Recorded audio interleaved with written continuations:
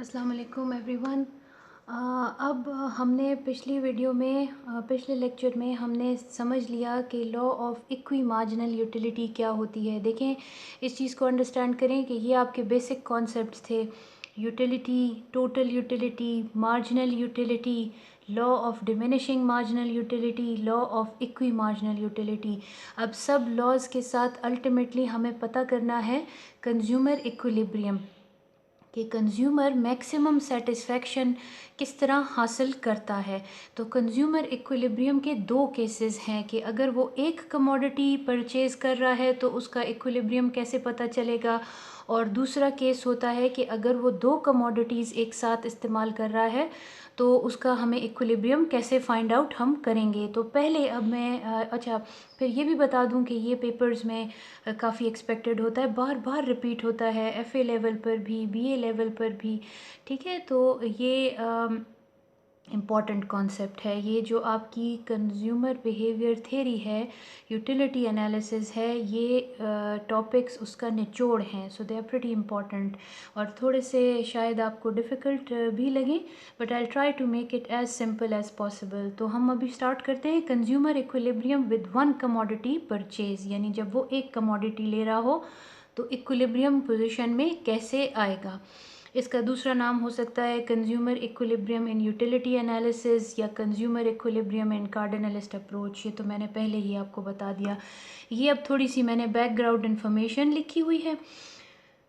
The law of diminishing marginal utility tells us the position of consumer equilibrium in case of one commodity purchase, यानी एक commodity purchase की जब equilibrium हमने find out करना हो तो उसके बैकग्राउंड में कौन सा लॉ चल रहा होता है, law of diminishing marginal utility.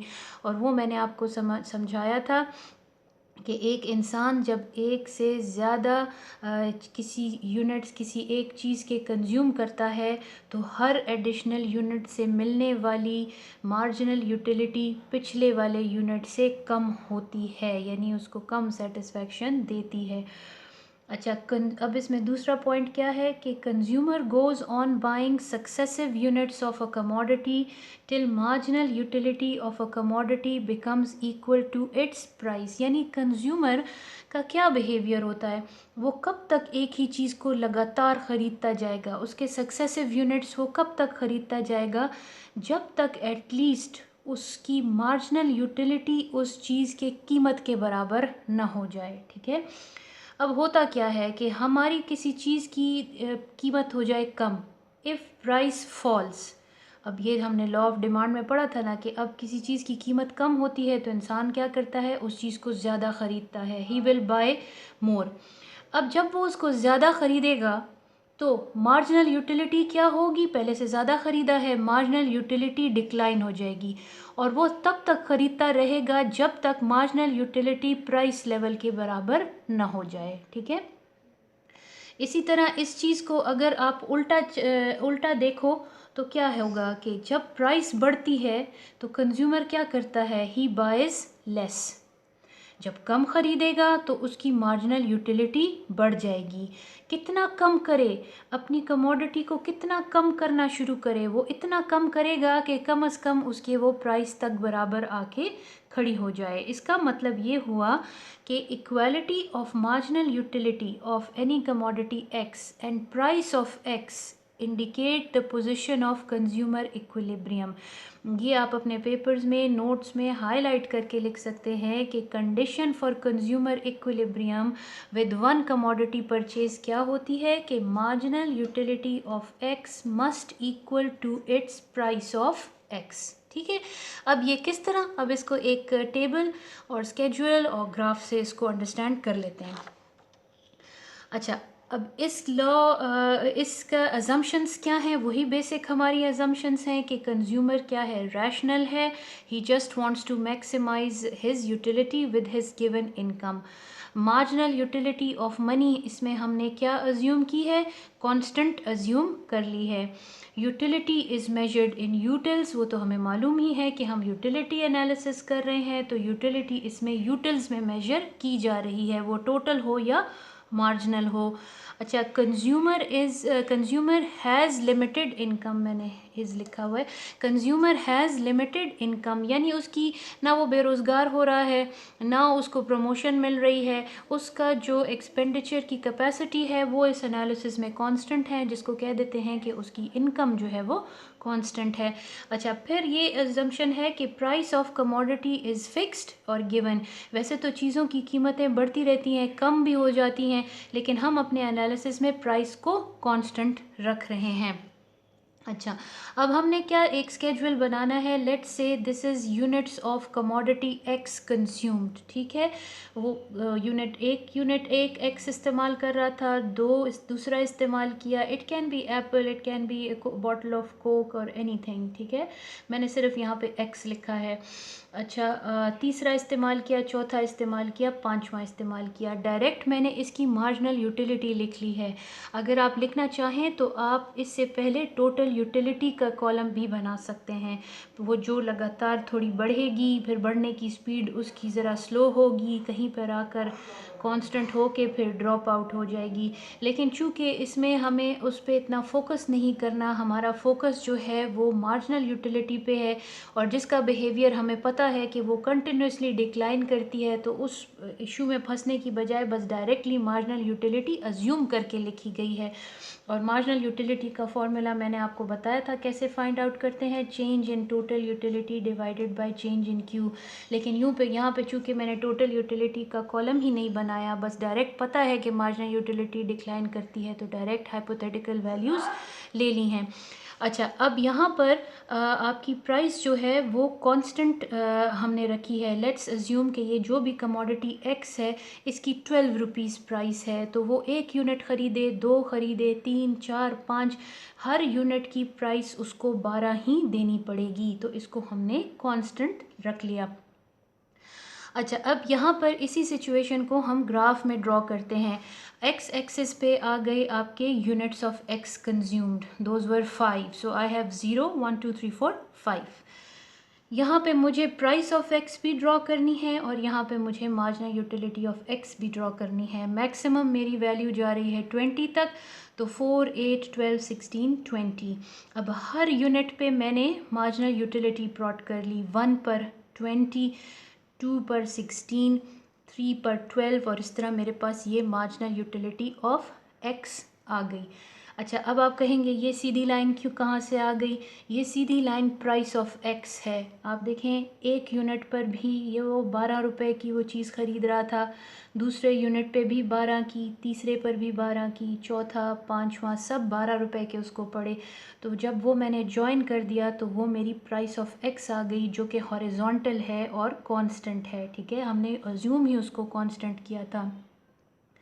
अब हमारा इक्विलिब्रियम कंडीशन क्या थी कि एक कमोडिटी के साथ कंज्यूमर उस पॉइंट पे इक्विलिब्रियम में होगा जहाँ पर उसकी मार्जिनल यूटिलिटी उसकी प्राइस के बराबर आ जाए, तो वो हमारे पास ये इंटरसेक्शन पॉइंट है।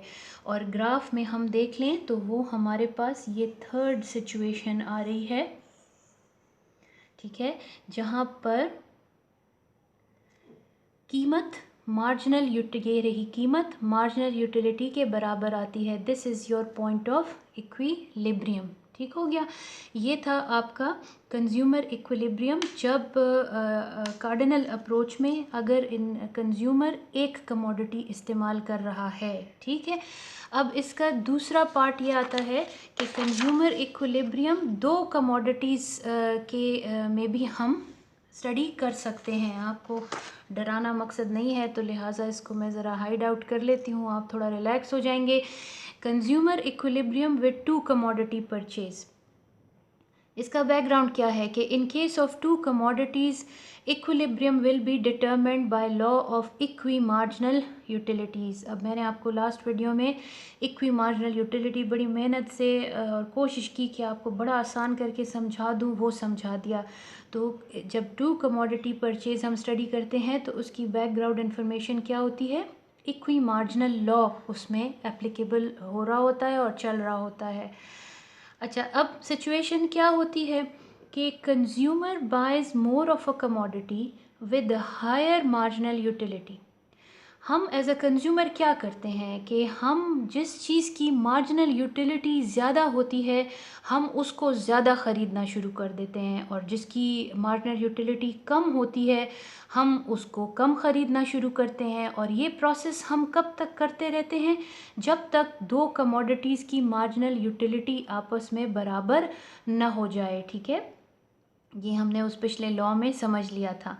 तो ये थोड़ी सी बैकग्राउंड इन्फॉर्मेशन थी। अब ये लॉ भी कुछ अजम्पशंस पे बेस करता है जो मैंने पहले पढ़ी, वो और ये आइडेंटिकल हैं कि कंज्यूमर रैशनल है, मनी की मार्जिनल यूटिलिटी हमने कांस्टेंट ली है, यूटिलिटी को यूटिल्स में मेजर कर रहे हैं, लिमिटेड इनकम है, और जो दो कमोडिटीज़ कंज्यूम हो रही हैं उनकी प्राइसेस गिवन हैं और कांस्टेंट हैं।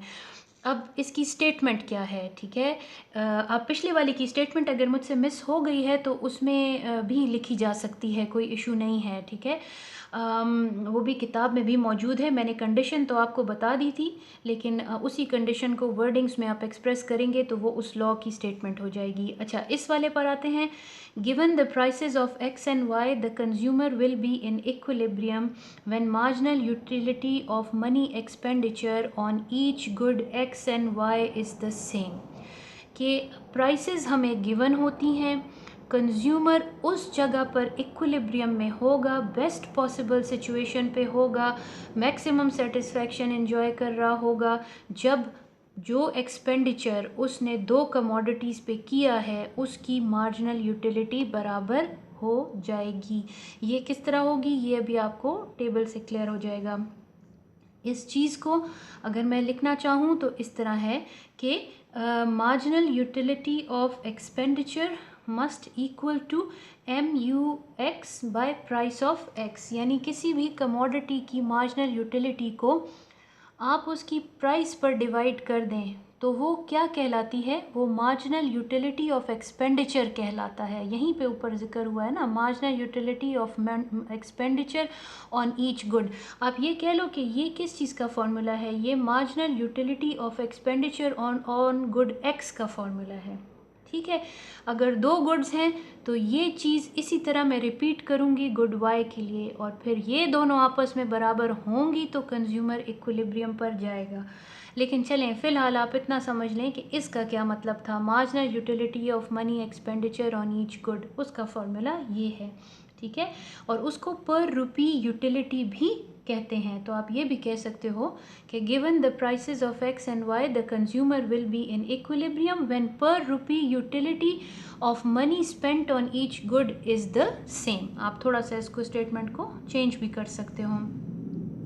अच्छा, this means consumer spends his income on X and Y in such a way that per rupee utility derived from each good is the same. ये जो ऊपर मैंने आपको ज़बानी बताया वो देखें, यहाँ मैंने लिख के बता दिया कि अगर आपके पास दो गुड्स हैं एक्स और वाई, तो एक्स की पर रुपी यूटिलिटी बराबर होनी चाहिए वाई की पर रुपी यूटिलिटी पर, तभी वो बंदा इक्विलिब्रियम पोजीशन अचीव करेगा।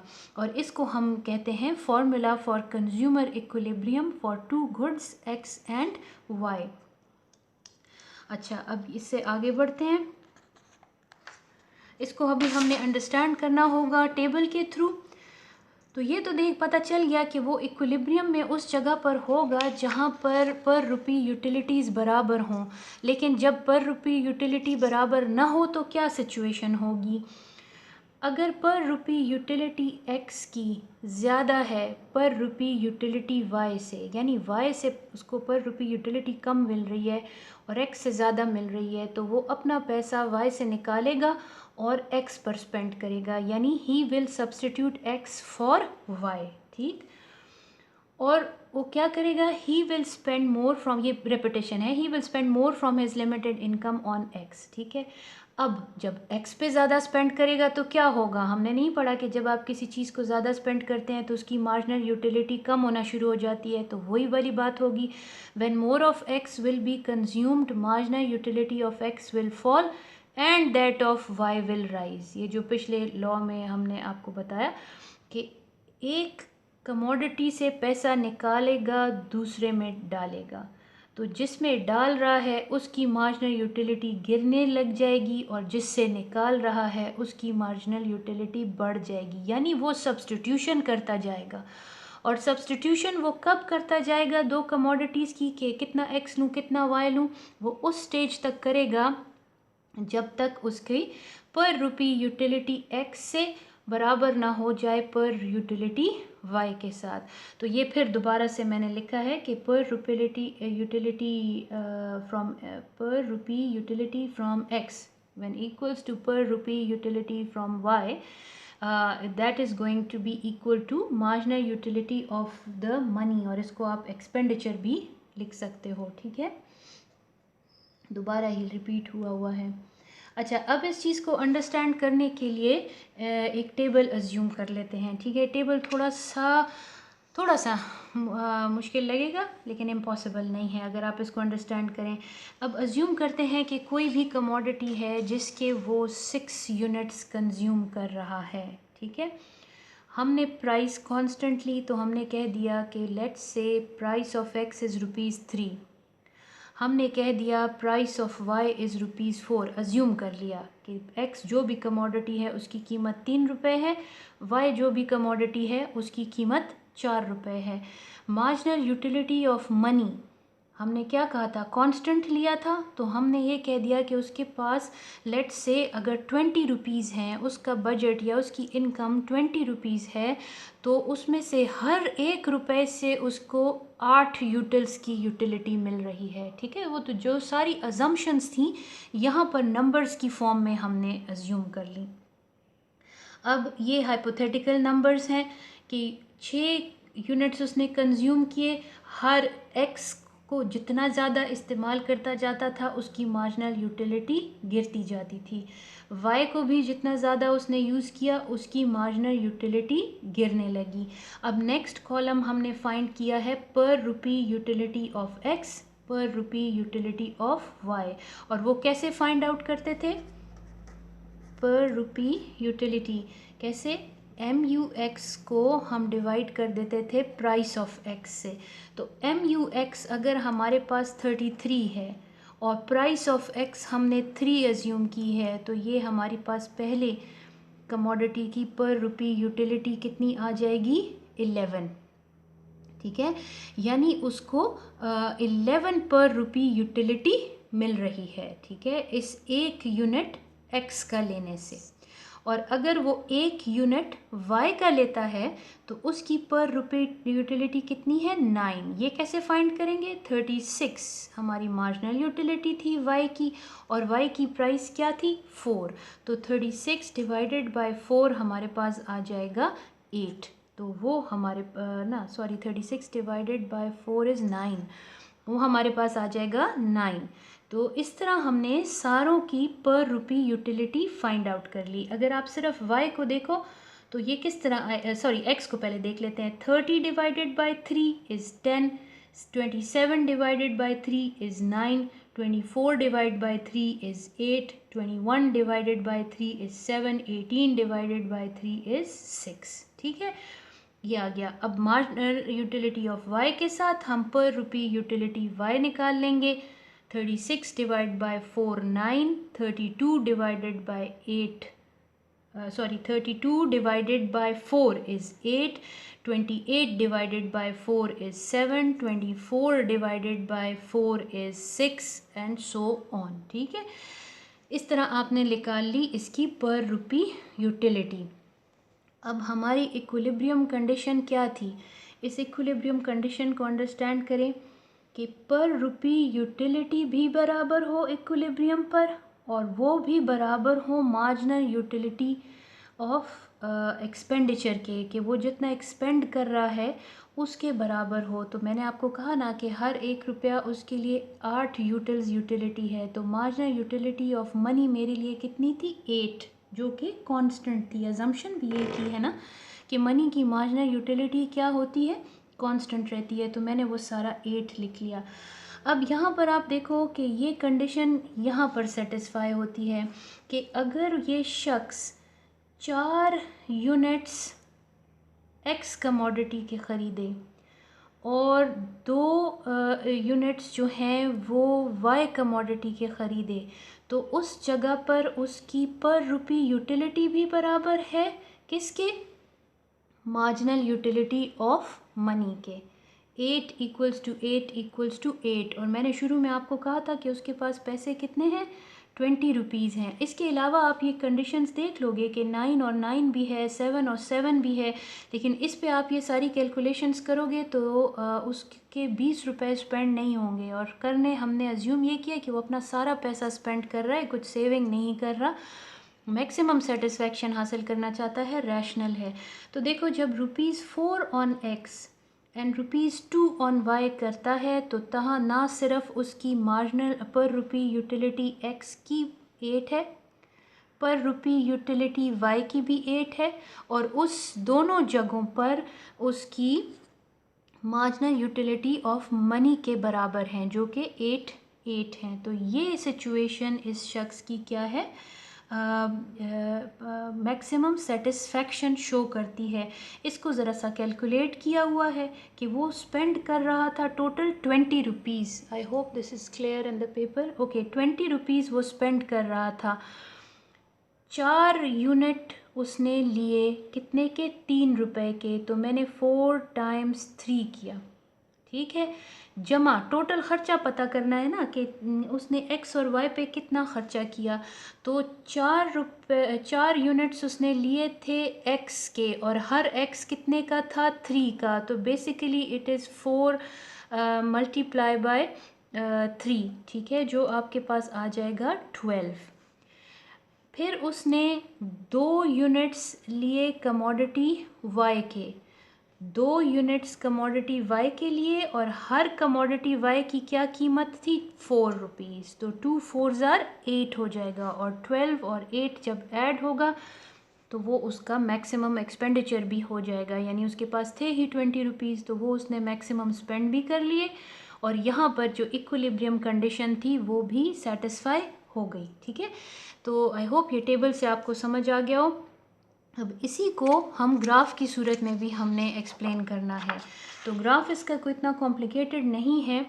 देखिए, मैंने जो पर रुपी यूटिलिटी थी उसको मैंने क्वांटिटी ऑफ यूनिट्स कंज्यूम्ड के अगेंस्ट ड्रॉ किया है। यानी अगर मैं आपको दोबारा बताऊं तो मैंने इस कॉलम को और इस कॉलम को इसके अगेंस्ट प्लॉट किया है। यानी मैंने देखा कि 1 यूनिट पे पहले 11 है, 2 पर 10 है, मैंने उसे प्लॉट किया, ठीक है। जैसे ये है 1 पे ये 1 पे 11 है, 2 पर 10 है, तो ये मेरे पास सारी आ गई marginal utility of commodity X, ठीक है, per rupee utility of money spent on commodity x.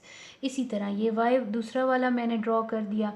तो अब इक्विलिब्रियम, ये लाइन क्या है? ये वो लाइन है जो मार्जिनल यूटिलिटी ऑफ मनी, हमने क्या लिया था? Marginal utility of money remains constant and we have assumed it to be on constant at 8 utils. तो वो 8 मेरा कांस्टेंट एक स्ट्रेट लाइन आएगी। 1 रुपये पे भी वो मनी की यूटिलिटी, मार्जिनल यूटिलिटी 8 है, 2 पर भी 8 है, 3 पर भी 8 है। जब उन सब पॉइंट्स को आप ज्वाइन करेंगे तो मार्जिनल यूटिलिटी ऑफ मनी मेरी कांस्टेंट हॉरिजॉन्टल लाइन आ जाएगी। अब ये हॉरिजॉन्टल लाइन पे मेरा इक्विलिब्रियम पोजीशंस हैं, ठीक है, ये वाली और ये वाली ई डैश। यहाँ पर क्या तीनों चीज़ें बराबर हैं? एम यू, यहाँ से अगर देखना शुरू करें तो मार्जिनल पर rupee utility on commodity x बराबर है per rupee utility of commodity Y, जो कि ऑल टुगेदर किसके बराबर है? मार्जिनल यूटिलिटी ऑफ मनी के बराबर। तो ये हमारा यहाँ पर ग्राफिकली इस तरह हम इसको एक्सप्लेन कर सकते हैं। I hope the topic is clear to you. Thank you.